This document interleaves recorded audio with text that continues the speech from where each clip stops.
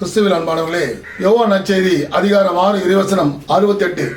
அதில் அந்த வசனத்தில் சொல்றாரு பாருங்க, சீமோன் பேதுரு மறுமொழியாக, ஆண்டவரே, நான் யாரிடம் செல்வோம்? நிலை வாழ்வு தரும் வார்த்தை உன்னிடந்தாம உள்ளன, யாரும் செல்வேன்றார்.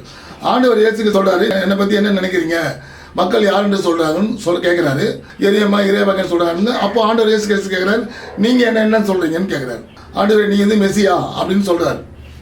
நிலை வாழ்வு தர வார்த்தை உன்னிடந்தாம உள்ளதுன்னு சொல்றாரு. ஸோ அதனால இயேசு மேலே நம்ம வந்து அன்பு செலுத்தினாதான் நம்ம அவர் வந்து நமக்கு நிலை வாழ்வு தருவார்.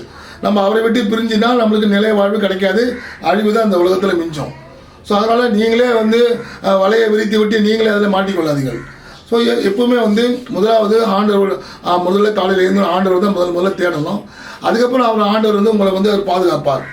இப்போ ஆண்டவர் நம்ம எப்படி அப்பா அம்மா அக்கா தங்கச்சியோட எப்படி உறவோ பாசமாக இருந்தோமோ, அதே போல் ஆண்டவரும் ஒரு நமக்கு அப்பா என்ற உரிமையை கொடுத்துருக்காரு.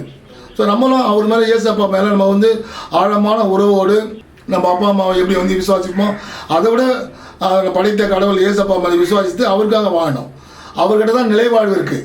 ஸோ அதனால எவ்வளோ படிக்கிறோம், எவ்வளோ வந்து டிகிரி படிக்கிறோம், எவ்வளோ வந்து நம்ம விஞ்ஞானம் செய்கிறோம், எவ்வளோ வந்து நம்ம வந்து ஆராய்ச்சி பண்ணுறோம், எவ்வளோ பணம் இருந்தாலும் நிலைவாழ்வு கிடைக்காது.